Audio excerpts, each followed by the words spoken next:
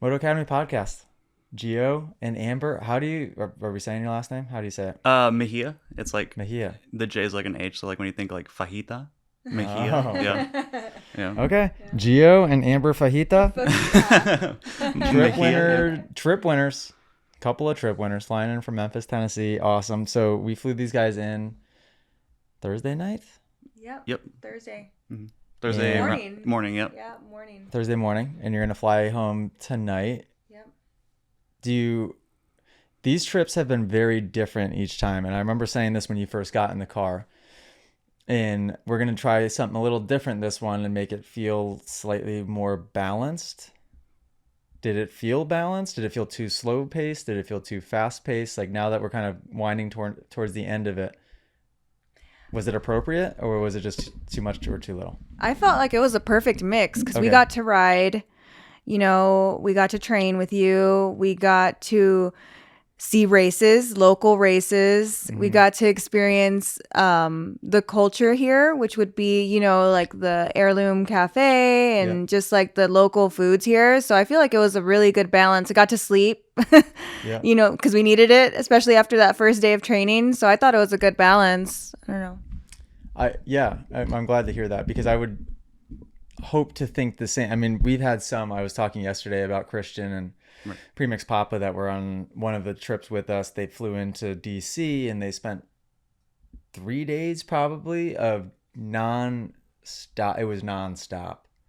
And I think the problem with that too is I probably got a chance to spend more proper one-on-one time with you guys than I have anybody else so far because it was a little bit more strategically planned out. Right. Yeah. I think in that sense. Yeah, we're really appreciative of the one-on-one time, especially on the drives to the track. Like, Yeah. we counted it up and it was like we got 6 6 hours of getting Wow. to talk to Yeah. you. We Like, should have podcasted then. Yeah. right. Like Yeah. 6 We definitely should have. Yep. So that was good. That was really helpful.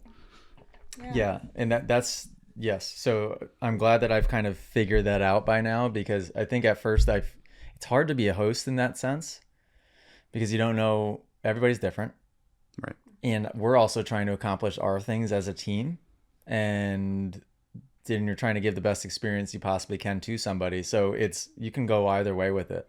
And on this one, to me, it felt really slow paced compared to how most do. Yeah. But it also felt the most connected and one-on-one. Yeah. Which is, I think, what these should be for. Yeah, for sure. It didn't feel rushed. So like sometimes on vacation even, like you plan a bunch of excursions and it's like I didn't feel like I was on a vacation. Yeah. I'm not saying that this was a vacation, but it didn't feel like it was one thing after the next. Like we got to have an experience and then go back and be, in our hotel room by like 8 And digest and it. digest and Yeah. sleep, and wake up the next day and feeling refreshed, not really tired. So I thought it was good. Okay, so I'm gonna heavy hitter questions right off the bat. All right, what we got? Favorite part of the whole thing? And you each can answer it so far. Probably just one-on-one time with you. That's my favorite. Yeah, just picking your brain about all sorts of different topics, getting to know you better. That's probably the biggest highlight. Mm-hmm.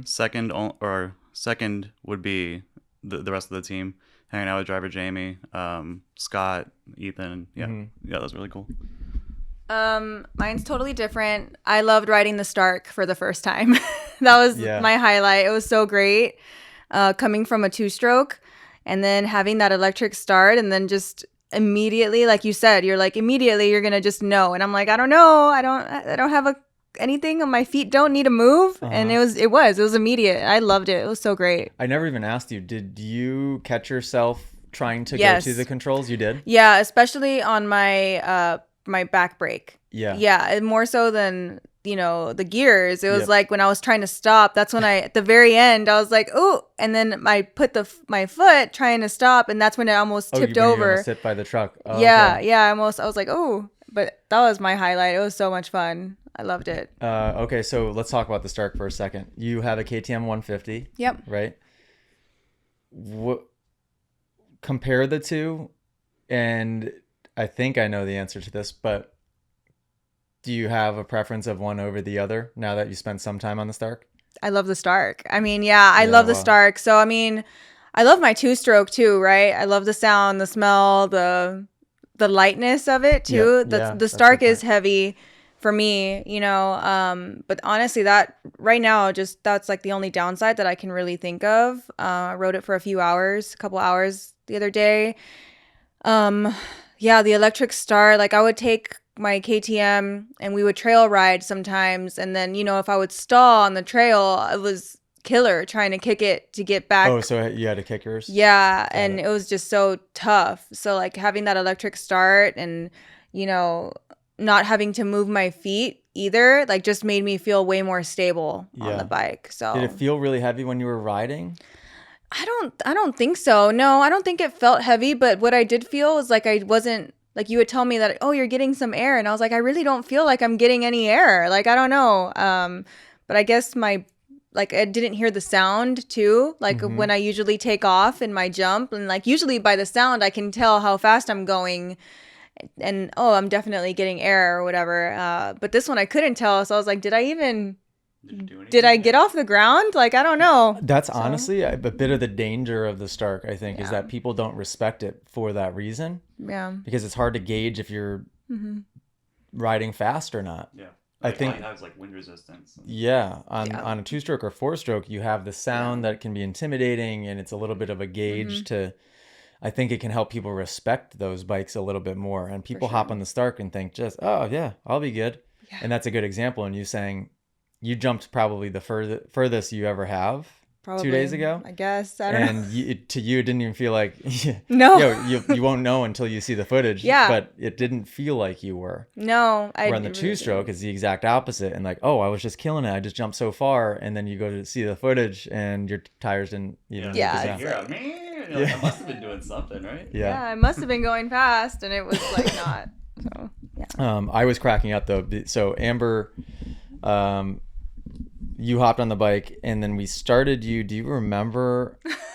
I think you were 34 horsepower, and I think we kept you there. Yeah. Or either 34 or 38. I think it was 34. We started you at 80 regen. Yeah, it was high. Right. I think so. And we had to keep lessening it. Yeah. And then when you got out on the track. Yeah, and then did we lessen it even more? We lessened it. Yeah, we did. Like, she was very picky. I was a little picky. But this is good. I mean, I thought it was actually cool because you knew what you wanted when you hopped on it. You did a lap around the parking lot, came in, and right at the beginning, did you want more or less? I think I wanted less because you had it high, and oh yeah, you kept letting off and kind of getting a little bit of I kept going. I was like, oh, like I'm not used to this engine braking. Yep. And then you're like, oh, you're a 2-stroke. Like you need to bring it all the way down.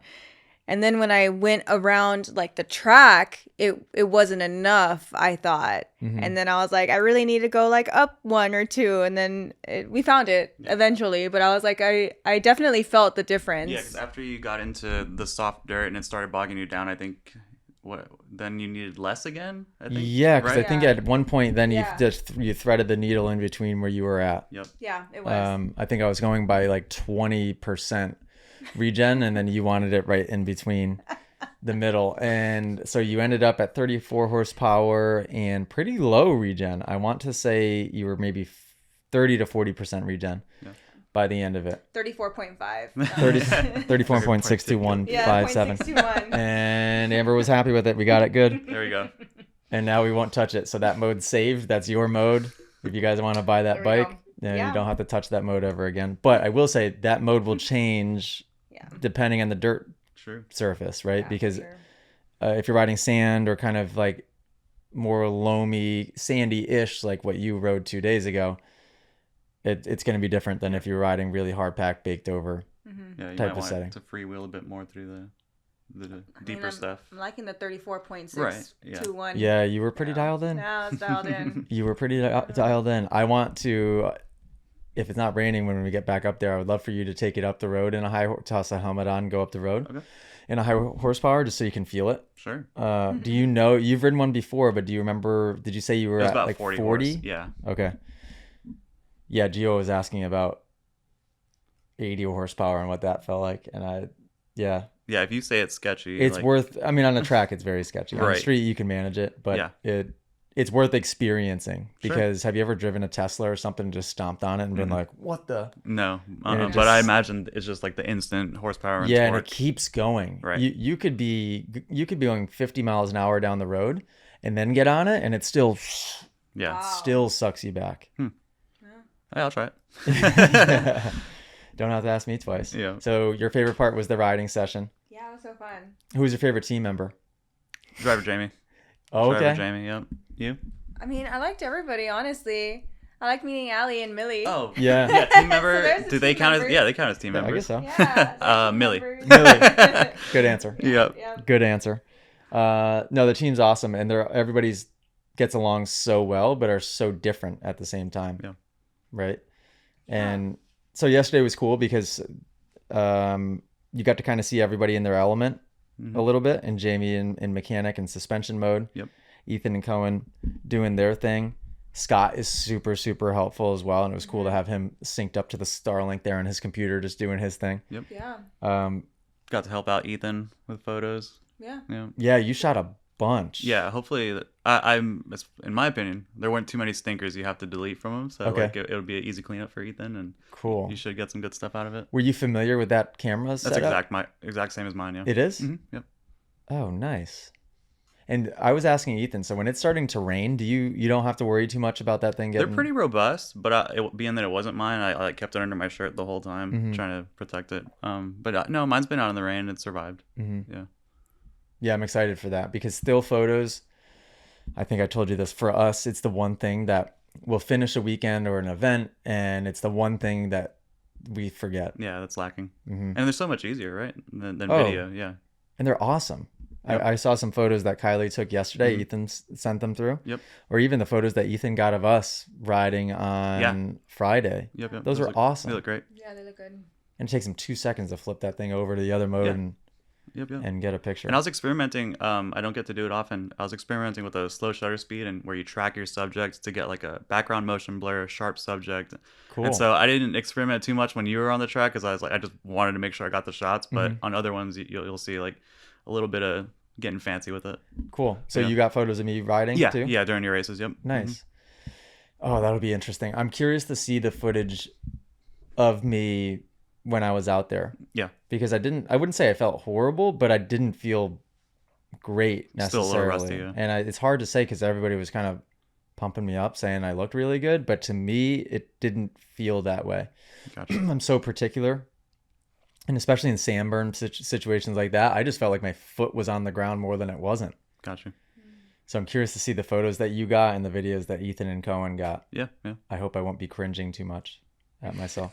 We thought you looked great. Yeah. But I'm excited to see you guys back on footage. I'm excited for you to see yourself back on footage too.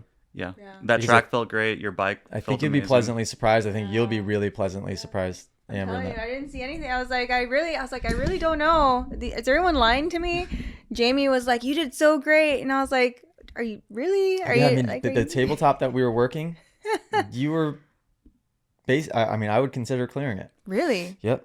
Man, And it really didn't feel like that? No, it really felt like, I'm telling you, I think it's the sound. Because like, it's just, I wouldn't say silent, but it's like an RC car. Yeah, it's an RC car. So Have you ridden like mountain bikes really and jump mountain bikes ever? No, never. Oh, okay. Yeah, and it was like, I don't know. I really don't. It didn't feel like a hard landing. You know what I mean? Right. So I don't know what. What's it sprung for? Like what? Good question. I don't know. It's totally stock, so it's KYB. It's probably sprung for 170 pounds. Okay. So for you jumping that bike, it's probably perfect. Yeah, I mean it was great. I mean, I really loved it. And same thing for you jumping my bike. So Gio rode my 2025 Honda 250, sprung by driver Jamie, Supercross setting. Shout out 4041 suspension. Shout out 4041. Shout out driver Jamie. And basically it's like an amateur Supercross setting, to where that would be the ultimate bike for you to get confidence jumping further and further, because that bike will handle anything you can throw at it. There's some people's bikes I hop on at class and I have to tell them to stop jumping the way that they're trying to, because the bike can't handle it. Are they just too soft or? Yeah. So soft. Some people's suspension is like so soft, not in a good way. It just has no hold up whatsoever. Yeah. and it just blows all the way through straight to the bottom. Gotcha. When I describe suspension as soft, what I really mean is like progressive and plush. Right. Like it's firm, but it just still has resistance. Yeah. Some people's bikes, it's just like completely caves. Oh my God. And I'm like, no wonder why you keep breaking your ankle when you try to land the jump. Yeah. Because you have no suspension. Yeah. I think the only thing that I would want to change on the Stark was like the it was far for my finger to go. Oh. Yeah, for the levers. Yeah. Good point. That's, you could have that's the adjusted only that. thing. Just a little knobby on Yeah, that was the only thing that I was like, oh man, this is kind of like a bigger reach. Good point. So that was like literally the only, after we got it real dialed in, that was the only thing that just felt uncomfortable a little bit, but it was doable still. Any other setup adjustments that you would have wanted to make to that bike? You said you didn't mind or you didn't even notice the wing seat. No, I didn't. That wing seat's got some time on it. I think that was even on that would have been on that bike from day one. But that one's worked into, it's like soft. Yeah. It feels nice. Yeah, so when I saw it in the back of the truck, I was excited to try out the wing seat, and I didn't even realize that your Honda had one too. And so keep that dead center even. Oh, okay. Fine. Talk. Yeah. Checking. Still good. Yeah, seems like it's okay. I think so. I'm a little concerned. So look at mine. Talk again. Check. Mic check. Testing. Test. Yeah. I mean, Is that bad that it's manageable. Is it bad that it's doing mine though? Yours looks good. It's because his is popping when we Oh, are. no, you're fine. That's okay? Yeah, you're fine. Okay. Yep. Sorry. No, you're good. I'm always anxious about that. Yeah. But I was wondering because I saw it going when it was just straight. I'm like, maybe that's good enough so you guys don't have to keep remembering. Gotcha. So wing seat on the Honda. Yeah. So I was excited when I saw the wing seat on the Stark when he showed up. I was like, oh, I'm excited to try that out, see what that feels like, because I hear all these things in the app about how good the wing seat is. And then when I got on your Honda, I didn't even realize that it had one on it as well. But I did know that it felt amazing for some reason. So that was a contributor to and the you overall wear feel. the EVS TP199s, Yep. as we know, because I forgot. I brought one knee pad it was my first race back. I must have got nervous. I forgot a knee pad. So I had one extra large on this side and one small medium Yep. on this side. It worked out. Yep. I didn't notice at all once Cool. I got suited up. What did you wear? Same ones? Elite. Yep. Oh, okay. Like more of like a harder pad? Yeah, harder pad. You don't mind them? No, I like that more, I think, just because especially in the beginning, I would crash a lot, like anybody does. Mhm. And the knees was the first place that, I don't know, I You was kept on the whacking your trails. knees? I kept whacking the knees, and I was just like, I tried the softer one. It didn't feel like it was. You weren't confident in it. Yeah, I didn't feel confident, I guess. So I really liked the Elite. Yeah, that's fair enough.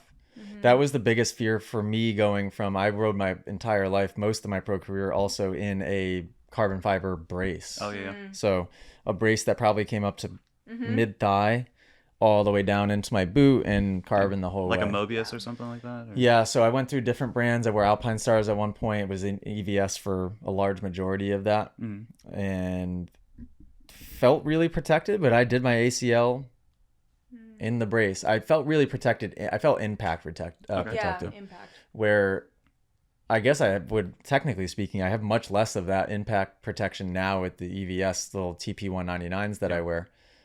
But the grip that I have and the connection to the bike is feels unbelievable. great. And they're comfortable. Like you can wear them all day. Yeah. Yeah, no I problem. wore them all day yesterday and I was totally fine. Yep. They don't slide down, even the bigger ones that didn't technically that fit me. thigh grip and feels really good.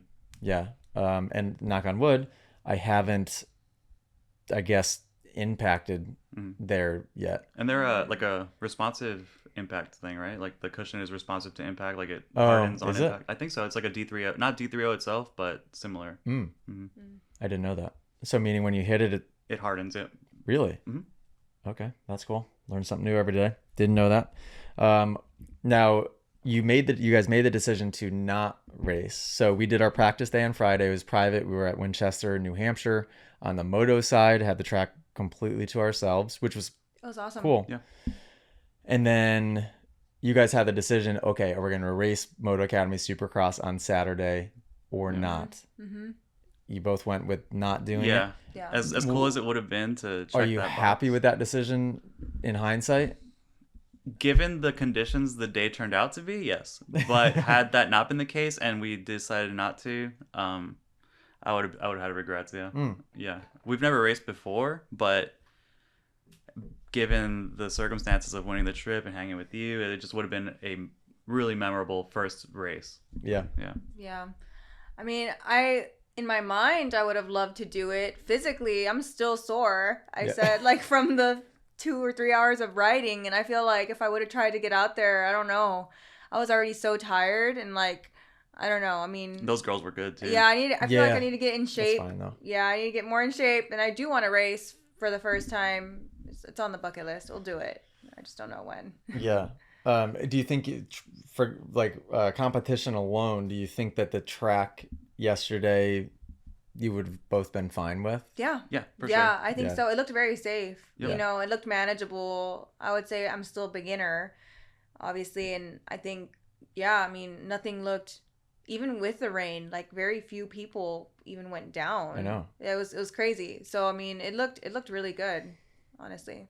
Yeah, the only real crashes the whole day that I saw were just little mini tip overs. Yeah. And Tip not over. even that many of them. There was not a single first corner crash. Right.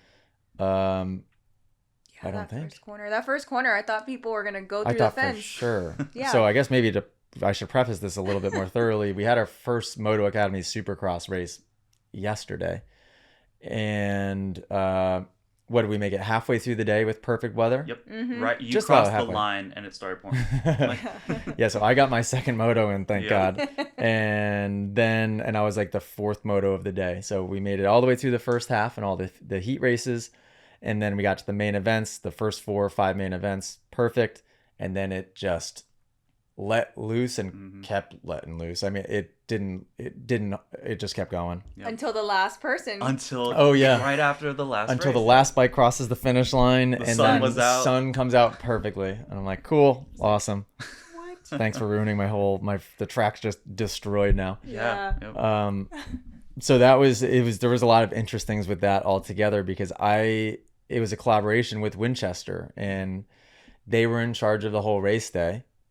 And what I found is I knew much less about the race day and how it would go off than what I even anticipated. Right. So a lot of people were coming up to me throughout asking what was going on. I'm like, I have no idea. I might know less than you do. Yeah. I really don't know what's going on, but it seemed to go smoothly. The track layout is something I was nervous about to have people racing on because when people start racing, they tend to make bad decisions. But I think we found the perfect sweet spot in that it wasn't too simple to where people could override it and make those bad, aggressive, in the moment decisions.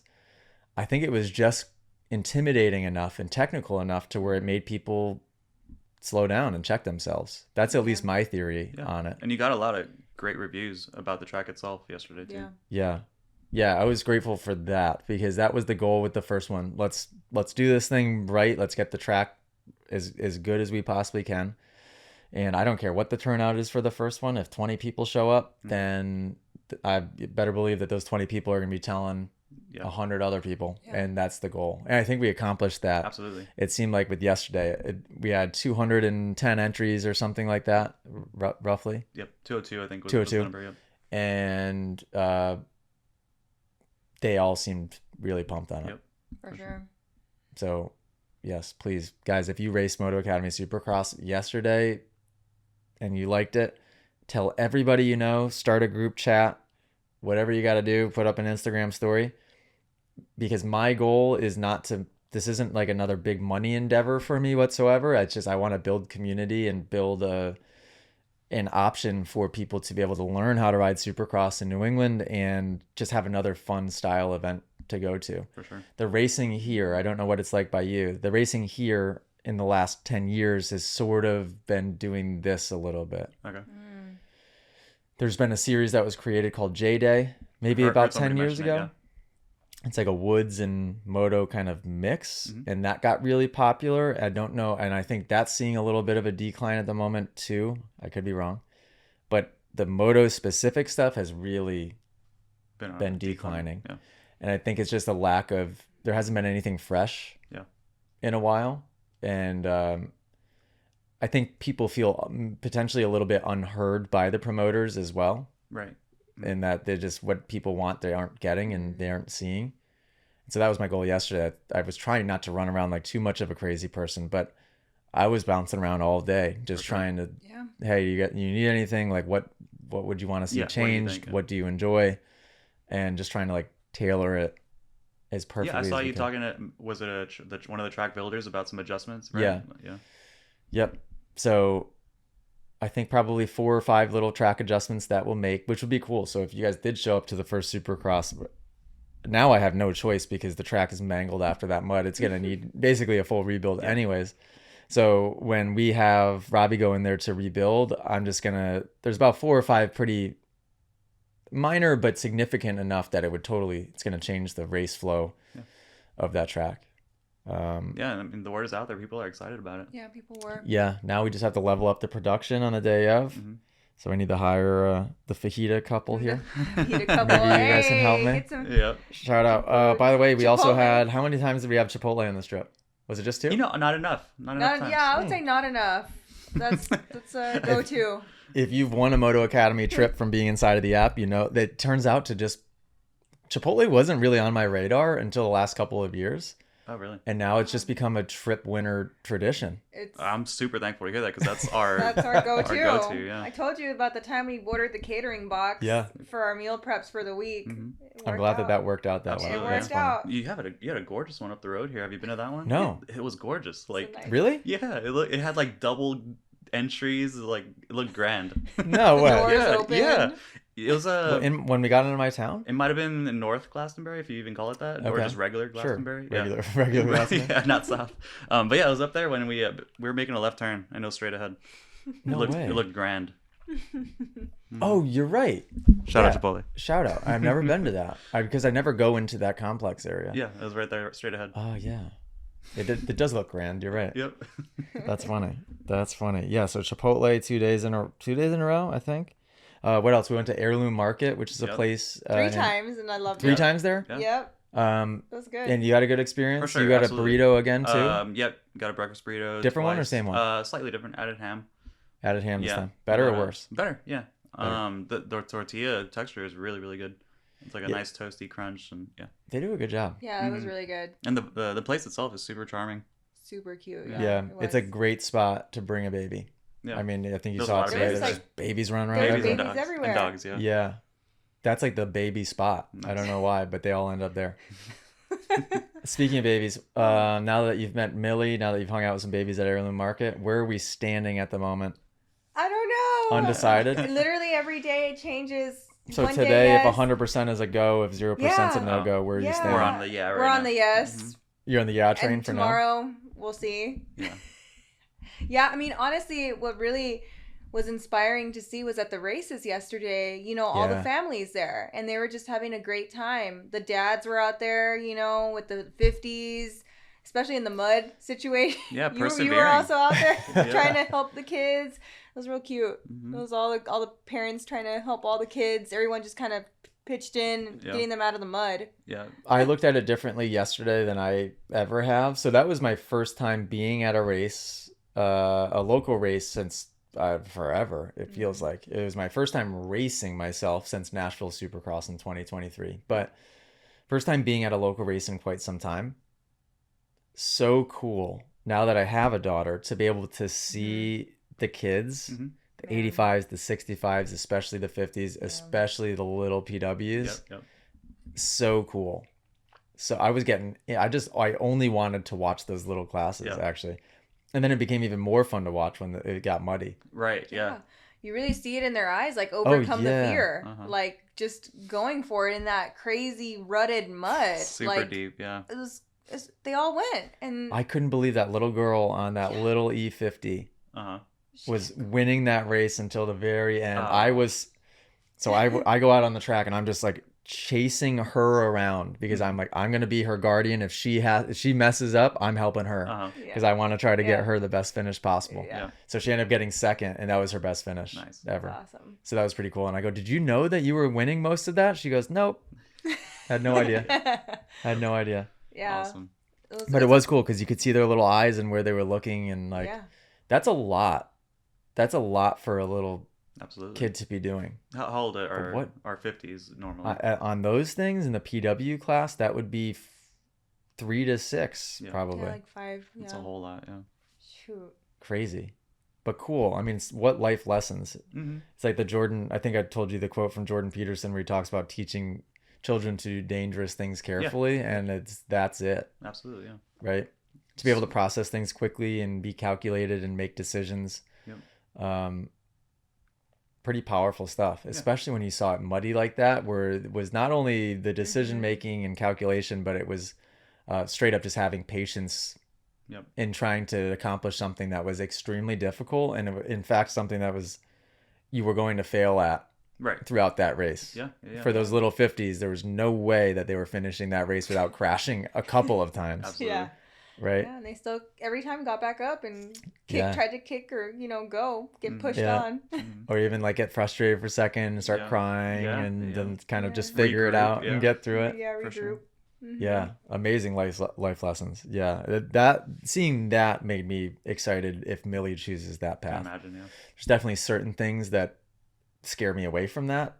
Yesterday got me excited. Right. Got me excited for it. Yeah, it was fun. What time is your flight? 5 p.m. Do we have time? Yeah, it's about to be cool. 12:45. Honestly, we timed it pretty well. Yeah. We timed it pretty well. We could probably grab lunch, or you even could get there a little bit early if you need to. Yeah. Let's see. Let me go to Ethan's notes because I need to make sure that I don't mess up his vlog. So shout out Ethan. Shout out Ethan. Shout out. Absolute shout out Ethan. Yeah, he does a good job with He lays me up with these things, so I don't mess anything up. Well, my dad didn't get hurt in the moto. Okay. And he's gonna do the second moto. Okay. Oh, this is a good question. So, you guys have cardo systems on your helmets. Yep. when you ride together, is that so that you could just chat with each other type of thing? For trails, yeah. Yeah, trail riding, especially in the beginning. I don't like when he's behind me. I don't like going first in trails because I feel like I'm holding him up. Okay. And I just feel like, and then I hear him stall if I go too slow. So I get mad. I'm like, just go around me. And he's like, no, but I want to see you. Like, I want to make sure that I don't get stuck. So then we got the cardos, the cardos, and that was better because then at least he knows that I'm still up, or I can tell him I'm down, or I stalled, or whatever, without him having. Because I like to see too, like if something's coming up on the trail, and I don't like being the first one on the. I'm still probably not confident to be the first one on a trail. Just to see like if there's a big hill or how steep it goes or whatever. Totally. Yeah. Was it helpful for you? And because I did the same for you, and then Jamie helped you, right? Mm-hmm. So when we went out on the moto track, I pace card you for a lap or two. Yep. Yeah.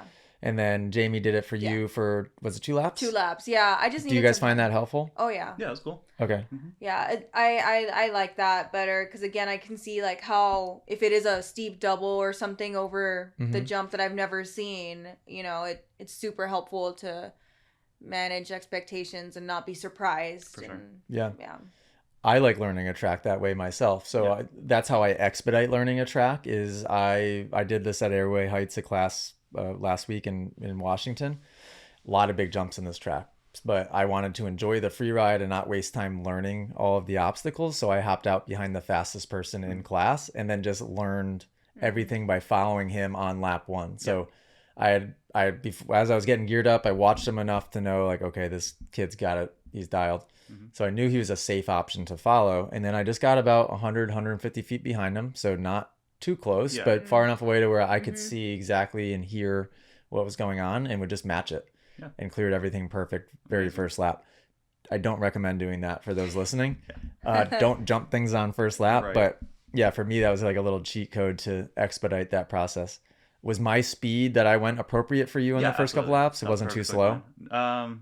Did it feel too slow at times? No, just because that was the first time on the bike of the day. Like I didn't have any kind of warm up. That was the warm up, so it was perfectly fine. Okay. Yeah, perfectly fine speed cool. wise. Was Jamie's speed good for you? Yeah, it was great. Cool. Mm-hmm. No, that was super helpful.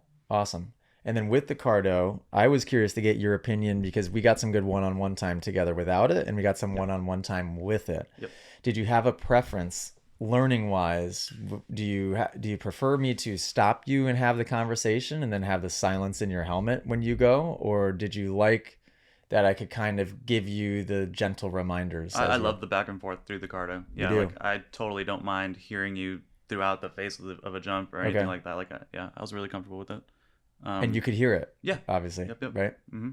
Yeah. So I was really doing my best. I always, anytime I teach, whether I'm going through the cardo system or not, I try and not say too much so that I don't confuse people. But especially when I'm talking to the cardo, my goal is to say as few words as possible. So what I was trying to do is you finish the jump, you turn around. As you were coming back, when you were off the track, that's when you're getting the debrief of what just happened. When you turn back and you get back on, now I'm just giving you one quick little mantra. Right. And so was that, you found that a little bit helpful? That was perfectly fine, yeah. And but I think part of it might be like being a drummer, like I was able to multitask. So I'm fine listening to you and applying something at the same time. Or like even when you would talk to her, like off the mic, like I'd still hear a little bit, and it wouldn't throw me off or anything. Okay. Yeah, it was fine. I was trying to like move the mic. Yeah, I could tell. I could tell. Yeah, those are awesome. It's fun as a coach because you can accomplish in 10 minutes what you could in 2 hours. Right. Yeah. Normally. Yep. Without having to stop. Yeah, that's really cool. Yeah, and not having to stop, there's something to be said with that too, because you can kind of get in your flow a little bit. Exactly. There's a lot of times as an instructor, I'm trying to find that balance of I need to get information to the rider, but I don't want to stop them because I could tell they're just starting to kind of... on the precipice of something. Yeah. Yeah, I felt that like when we would stop, it's like, oh man, like, all right, now I need to get comfortable again. Like, I need to make sure my feet are good. I'm in the right gear. Instead of just hearing it and already knowing I'm set. Did you have any? We spent a lot of time, I mean, almost all of our time talking about jumps. Mm-hmm. Yep. What was, and every once in a while you'd have one would get away from you a little bit. When you're approaching jumps, what is the fear, or maybe what's the one thing that was in your head, like, oh, don't mess this up? Did you have any of that going on? I must be doing something weird where, like, I don't know, my feet will extend midair and it just pushes the rear of the bike down and like get a little bit of air wheelie, and that never feels good. Or my feet will extend maybe right on the lip and it'll cause a slight kick or something, and I'll come off a little sideways. So those are like my biggest fears, because the landings of all these were beautiful. Like you couldn't overjump or case anything, and so I wasn't worried about landing. Yep. Unless I was coming off sideways. Yeah. So you were worried about just the top of the takeoff, basically. As you like the last like 5 to 6. Yeah, and I could tell that because sometimes you come off and you like get a little bit. And I told you my theory was I thought that sometimes you would get the legs too locked out and straight in your acceleration attack position.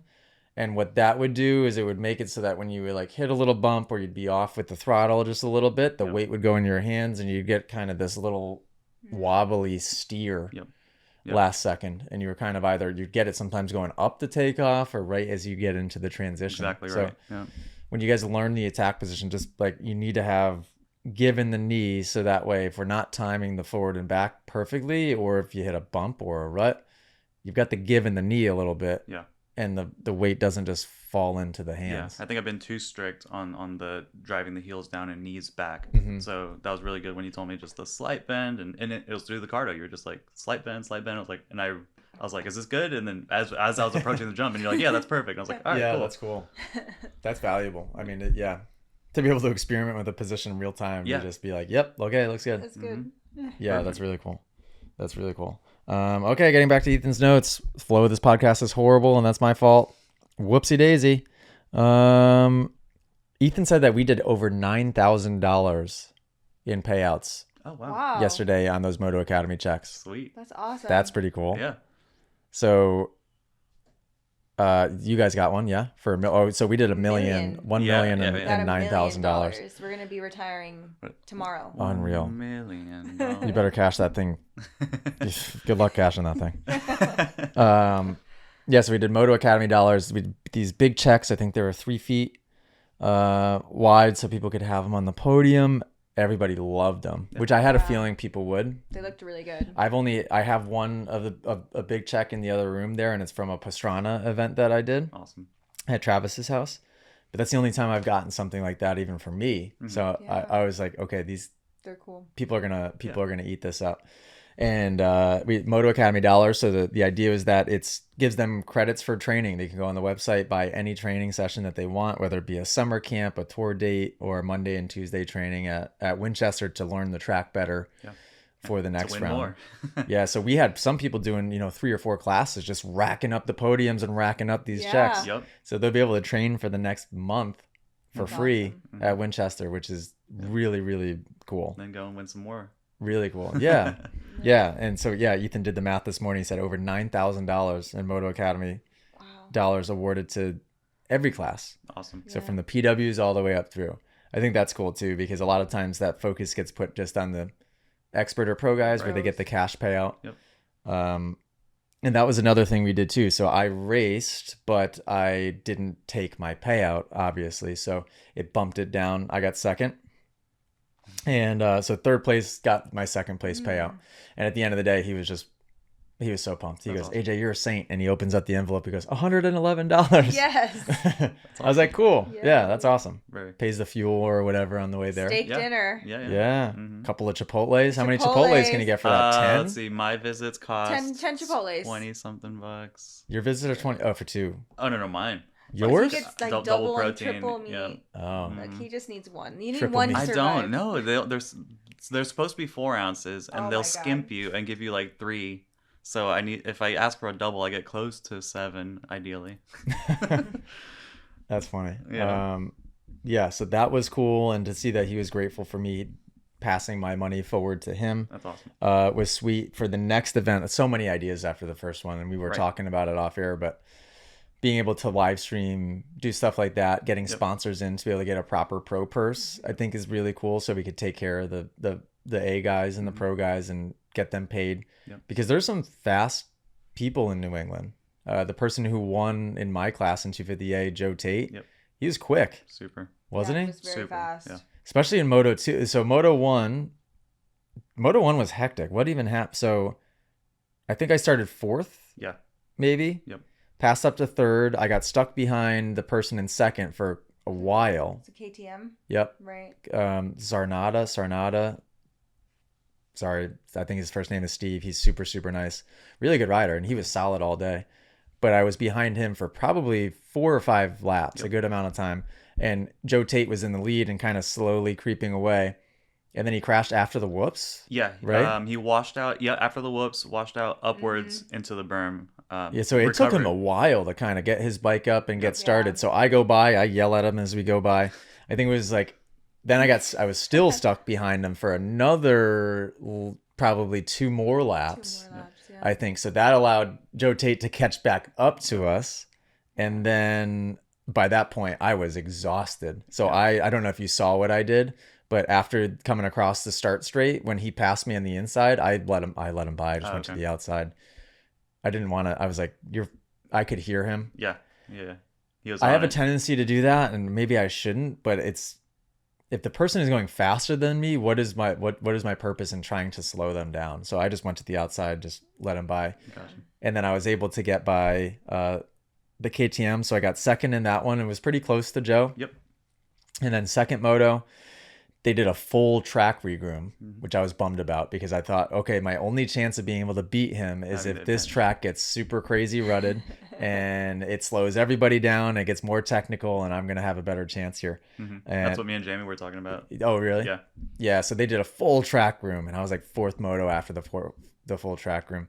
And it was even worse than I thought, in the sense that it just created super crazy high-speed bowl turns, which is probably my kryptonite of anything on the bike. Yeah, because I like to go slow, and I like a lot of front end traction and feel, and this was none of those things. Yeah, so just like more steering with the rear. Steering with the rear, and it was the more aggressive you could be, the better, type of thing, right? So I got a good start in the second one, much better start. I thought I was actually going to get the whole shot, but Joe had a better angle at the corner and kind of went around me. I sort of hung in there for the first lap.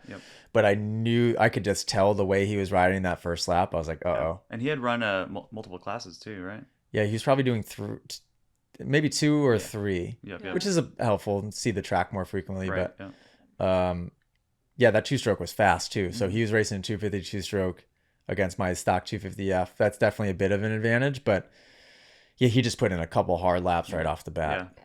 And it discouraged me. It did exactly what he probably thought it was going to do. And then I was like, you. well, I can't. Yeah. I was like, I can't go that fast. No way. And then it started raining. Yeah, right after you crossed the line. Downpour. Yeah, it might have on maybe the final lap we had a little bit of rain, because I do remember I went to go pull one tear off and I pulled off my whole pack. Yep. Did you catch that by chance? I didn't see it, but I heard you mention it. Yeah. Yeah. So a bunch of the kids saw it and they were laughing at me. Happens every time. I even try to like do this and make sure I'm only pulling one. Pull them and it just like I just watch them all flutter away. The kids were laughing. Gosh darn it! Every single time. And I wasn't totally sure, so then the next lap I went to go grab and I'm just like doing this and there's nothing there. Oh man. Yep. And then it let loose after that. Big time. Sideways. Do you think you could have made it around?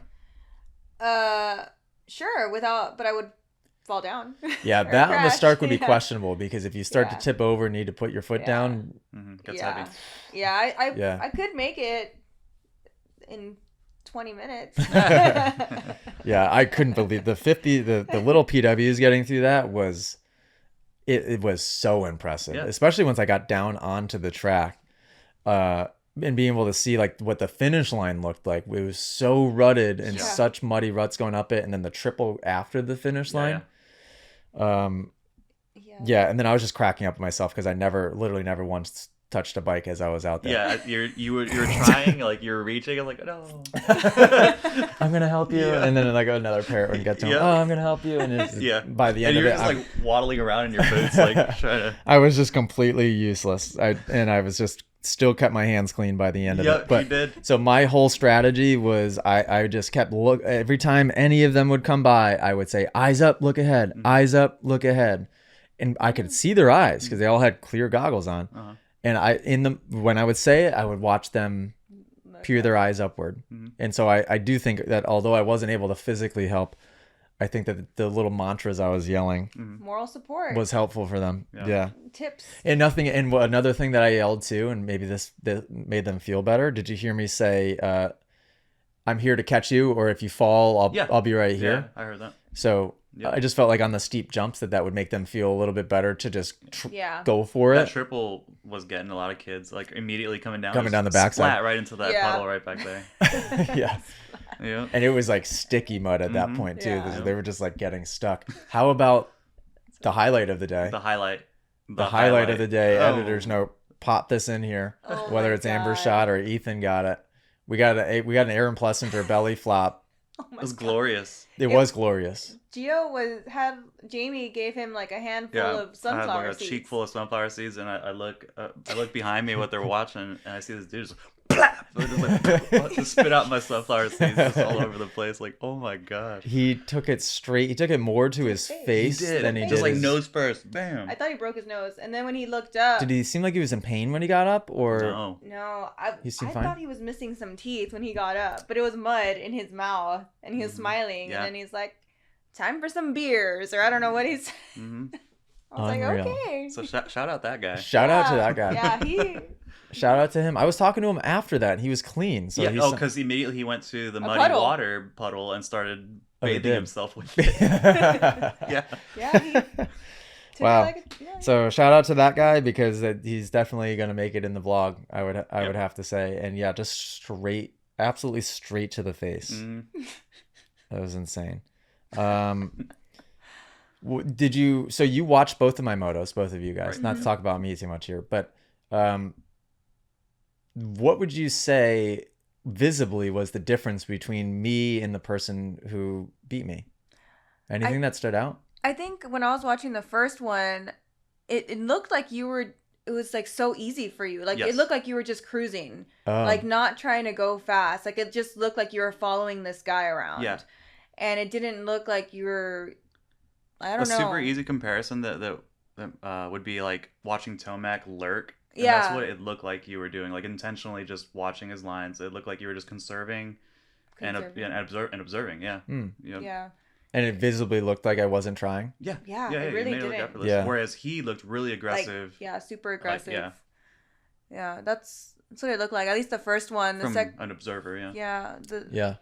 And that's funny, because there was definitely part of me that was for sure consciously preserving energy, because I knew before we went out for that Fran said they were doing like 7 or 8 laps for that heat race. And I was like, oh boy, it's like a minute and almost 10-second lap time hitting the pro section. That's a long heat race for me to try to stay out there.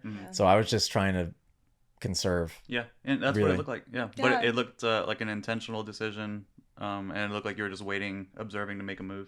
And what about second moto? Second, it looked like you said, like he beat you, he got really fast, and then you just let him go. Did he look faster in the second one almost? Yeah, he felt faster. Initially faster, yes. Like it was just like an initial like whoa, and then he was like he kept going, and then it was like he did. It was strategic. It had to have been because those first 2 laps. Because after that, and you could see the lap times that they stabilized, and I was able to. He put in some heaters early on to just make that distance, break you, and then cruise. Dang it! Yeah, that makes me want to get a little bit better though, because they'd be fun. That was fun. Yeah, being able to come off the start, especially in the first moto, because I got like at the 4th or 5th place start, and people are kind of doing this a little bit off the first rhythm, and it just kind of, and then getting roosted. It just felt, it brought back memories, and I missed that. I missed all of that type of stuff, having to pull tear offs and all of the things that kind of come with racing. When I ride at class, I ride for a minute here, a minute there.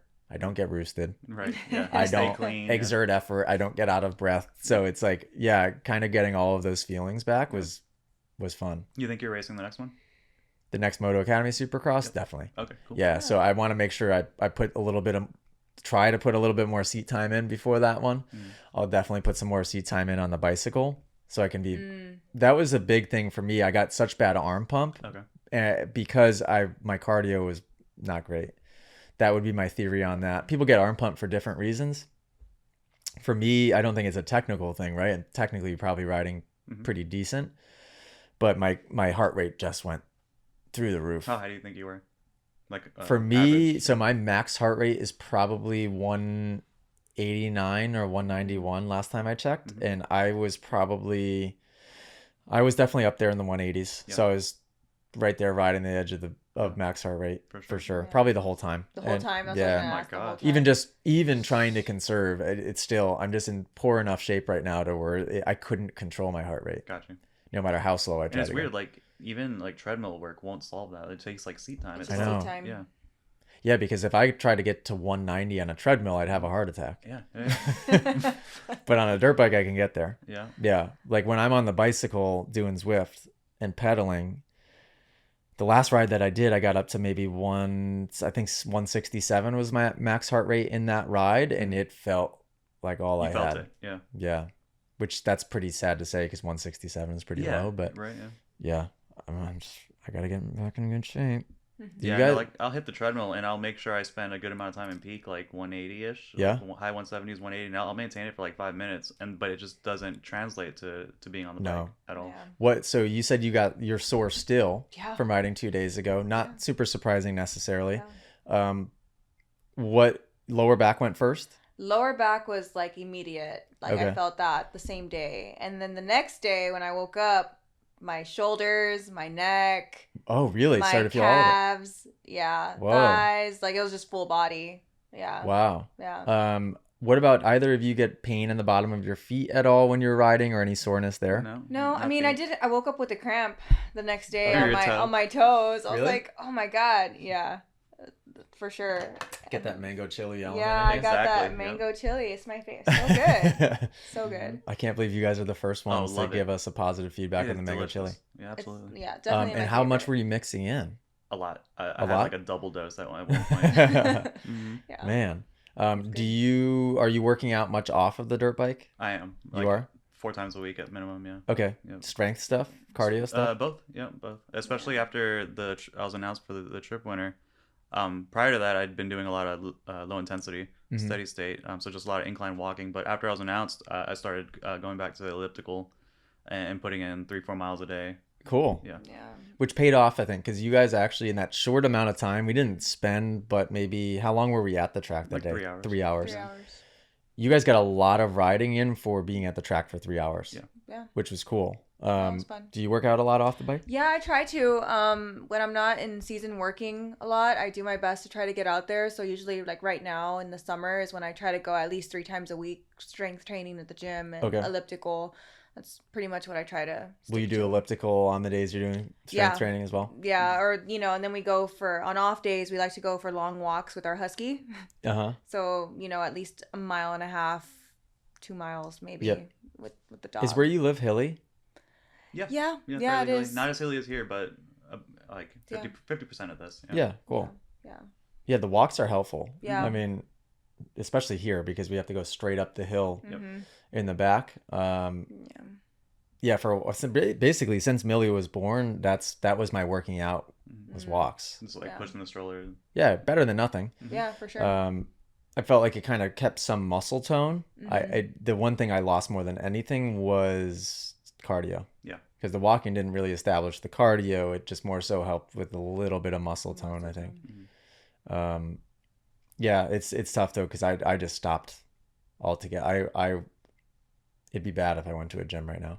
When you go to do strength, are you doing like bigger movements like bench press? So I'll make sure deadlift. It's push, pull, legs, rest, chest, back, shoulders, and arms. Just hit the big compounds first. So bench, pull up, bench on push days, pull ups on pull days. Oh, so you're separating the push pull days? Yeah. Yep. Oh, okay. So how long are you spending at the gym? It's a while. It's up to like an hour 45 now.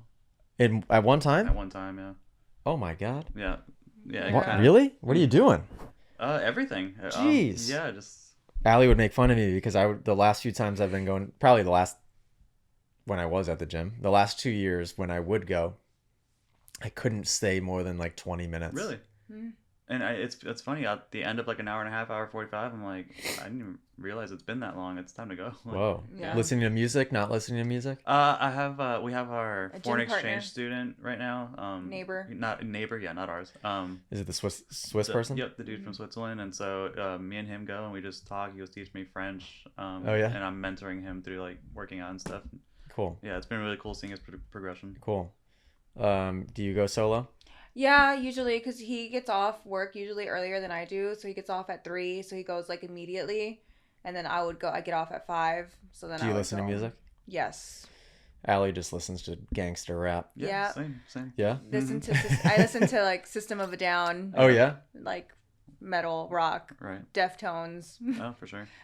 That's funny. Keep it going. Yeah, we're in Memphis. We got plenty of great rap to listen to down there. 3-6 Mafia. Young Dolph. 3-6 Mafia Memphis? Yep, yep. Young Dolph, Annalie Choppa, Glorilla, Moneybagg, Yo Gotti, list goes on and on. Yes. Oh man, you know all of them.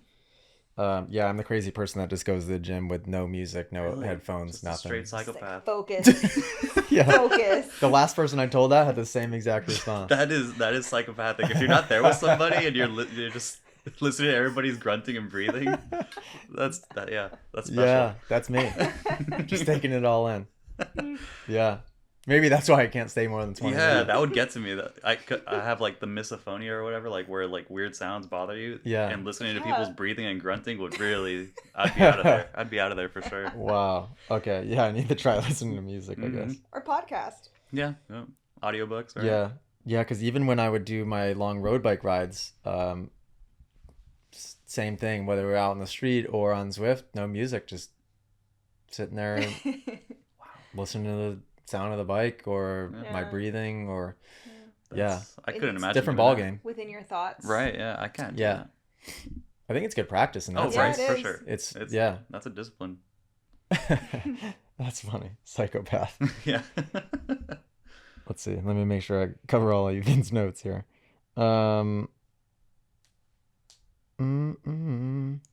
my mom went to the race. Yeah, she did. She was and awesome. My dad. Yeah. And my Uncle Scott. Yeah, we met your whole family. That's right.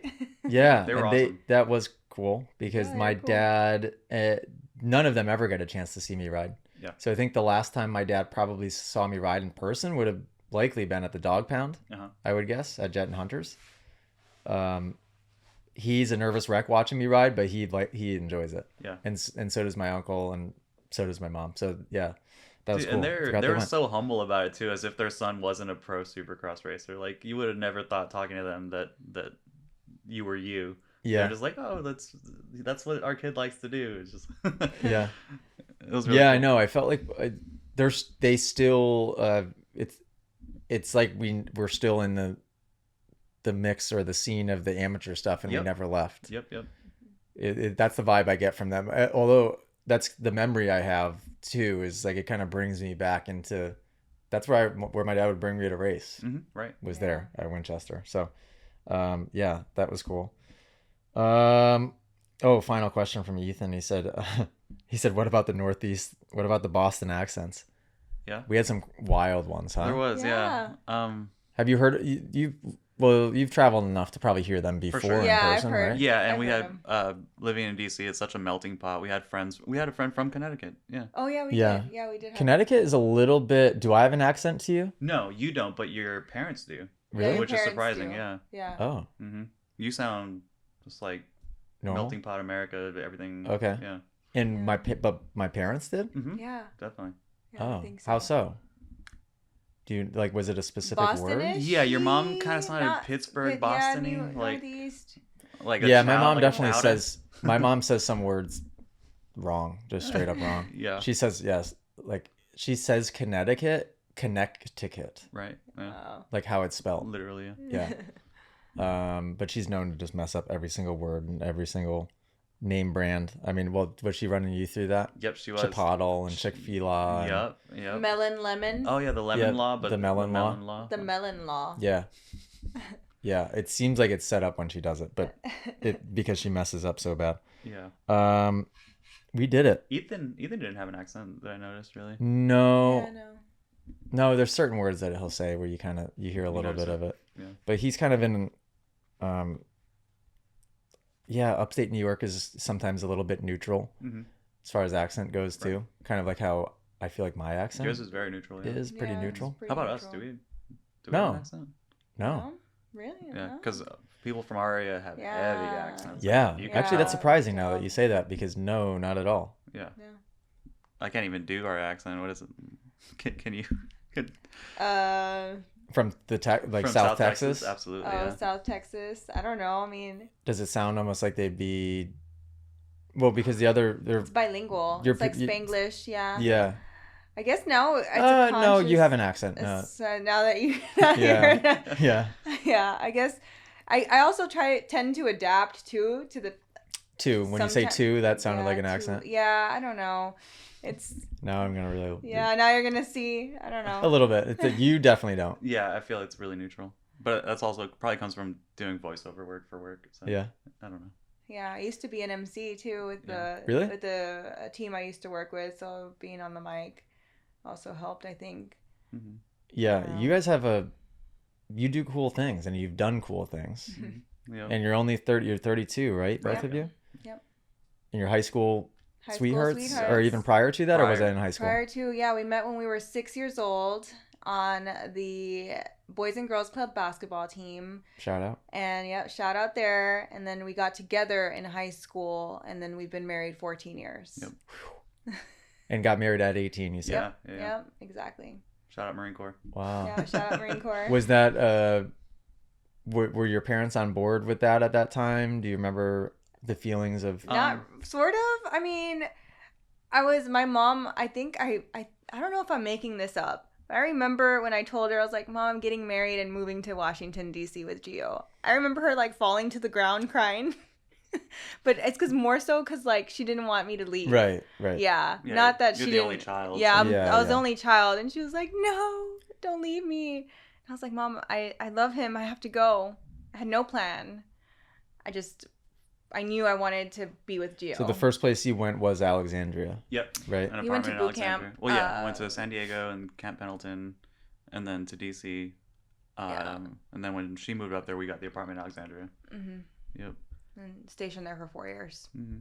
Oh, you were there for 4 years. Yep. Well, in the Marine Corps, we were there total for nearly 7. Wow. Yeah. Yep. Yeah, I miss it there a bit. So, for would sure. you fly in and out a lot, or no? Our Marine unit had our own jet. Yeah. Okay. Yeah. But you weren't using DCA or No. I Dulles? did. I used DCA when I would leave there and visit family or whatever. Yeah, I missed both of those airports too. I loved Dulles. Oh, Dulles, yeah. We're going to DCA today. Right now, yeah. Oh, yeah. That's where we're flying through. DCA, yeah. Yeah, I like DCA. Just feels right like, it just felt like home. The only problem with DCA is I could never find a place to park. All of DC. I don't know if you guys remember that. Oh, man, you'd spend it's like $40 too. Yeah, $40 and an hour driving around looking for parking in DC. Parking, man. Yeah. Like, we would be going out with friends, and if we couldn't find parking, it's like, no, abort. Like, I'm out. It's like, I'm sorry, we're not gonna make it to your birthday. We'll buy you dinner next time.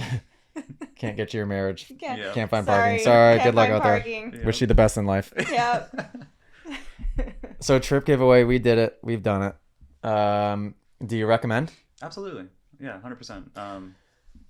Was I or the team, did you have any expectation coming into it? Did you, have you seen any of the videos, or did you just get dragged along and you had no expectations? No, I had no expectations. I mean, I know I've seen some videos, especially like early on when we were first learning how to ride. I would really look at the videos and learn, do's and don'ts and stuff. But I know Gio is the one that's super active on the app. Right. And he's the one that's interacting with everyone. He's the one that's made friends like in our area through the app. And then I would go That's so cool. 3 weeks ago, we actually went to a local track and I met a private local track and I met another female rider, and they all met through the app. So I mean, that was pretty cool. So yeah, I haven't really seen any of the videos, so I had no expectations, and it was so great. It was so videos fun. about trip giveaways, but we've been watching you for years. Yeah. So it felt like I'd already known a lot about you and known like your personality for the most part. So no. And was it consistent with kind of what you expected it to be? Yeah, super. Yeah. Yeah. More serious, less serious. I feel like I'm a little boring. So are we? Yeah, no, we're really boring. Yeah, that's why I think we aligned nicely. Is like we just kind of had the same. Yeah, we don't like to go out and party or drink, really. We don't go out and drink either and stuff like that. So, I mean, we are perfectly content being in our hotel room by 8 p.m. and going to sleep early and, getting ready for the next day. Yeah. So. And then, like, not only that, but, like, the more, like, philosophical conversations are right up my alley. Like, totally cool. Yep. Yeah. And when you guys, we had that conversation in the car, and then you asked about getting trip winners and how I've kind of aligned with them. Yeah, you guys were right there on par, if not, but like super aligned. And that's what's beautiful about the app is it kind of is starting to attract more and more of that person that's thinking maybe similar and trying to level up and evolve and same thing that I'm trying to accomplish. Right. You get what you put out, right? I mean, when you told me you won the trip, I was like, oh my God, that's so cool. I hope I can make it, if my schedule aligns. And then I started thinking about it more. I'm like, man, he's giving trips to random people. Like, how does he know these people aren't like serial killers or something? like great, like complete. I was like, okay. I was like, this will be fun. I'm excited. Yeah, it's cool. But every time they leave, you guys leave being family. That's awesome. After it, because it already inside of the app you start to grow that connection just in the live streams and just how much everybody is in touch. Yeah, and I was surprised, like after early on when I joined the app, I messaged you and you actually replied like the same day. I'm like, is this really him? Like he's personally managing this? It's getting it's hard. The DMs in the app is one thing I'm actually struggling with quite a bit. Yeah, I bet. And the app has had a glitch the last 3 days to where I couldn't get further back than 36 hours in my DMs. And so now tomorrow morning, I'm going to have to spend definitely probably 4 or 5 hours trying to get caught up on the last 5 to 6 days of DMs. But I do always respond to everybody no matter what. Yep. That's awesome. So I thought that was super cool. Like, to have that kind of access to somebody with your knowledge and experience. Yep. And I just have to figure out a solution when we're close to reaching that point to where I don't know what to do. We have all the other coaches in there, obviously, which help with Coaching Wanted, and that's awesome to be able to have the team work together on that. But the DMs are becoming a problem. Yeah. So I got to figure that one out. But okay, rate it out of 10, and then we'll end this podcast. Rate your trip out of 10. No pressure. It could be a horrible rating for all I care. No, you're good. I'd give it a 9.5 out of 10. Great. Yep. Yeah, I mean, I think it was 10 out of 10 for me. I had a great time. I had zero expectations, and I had a great time. No, not injured, just a little sore. Okay, which is perfect. Which is, yeah. I was thinking, I don't know if it's just me. I think of worst case scenarios sometimes. I'm like, okay, worst case is if we have to go to the hospital and come back in a cast. Yeah, be on the plane and be on a plane. And I was like, man, then I have to drive home and then carry all the stuff around. And I was like, man, that would really suck. But yeah, so we have happy. had a trip winner, Metamoto, no. break his wrist on the trip. No. Yeah, Right. on my bike, on my 450. Oh. He just tipped over in a corner and put his hand down and broke his hand or his wrist. Man. And he still had a lot of the trip left to go, I think. Like, we went to Daytona Supercross, I'm pretty sure, and when he got home, he got it x-rayed and found out. Back to the UK. No, he was from New York. Oh, so we were is that Metamoto? Metamoto. Oh, Mind Moto's the other dude. Mind Moto's from the UK. I got confused. Yep, Metamoto from New York. But he was a trooper. He still had a great time. It didn't seem to affect him at all. But yeah, no injuries. No injuries. Yeah. We're it was so great. Left, I think, leaving too, like, with the itch or wanting a little bit more as well. I think, like, yesterday, you guys watching the race, it'll send you going home now excited to. Oh yeah, she's talking about buying a skid steer and buying your Stark. And... yeah. Yeah. Okay, well, now it starts to get expensive because you guys are sucked in. This trip convinced me. I think this was his plan all along. I honestly was. I was hoping she was gonna love the Stark so we can buy one, and I'd love. We're gonna buy yours. Yeah, that's cool. That's cool. Amber, Gio, thank you guys. Another successful trip giveaway. Moto Academy podcast. Still don't know what episode we're on. Toodles.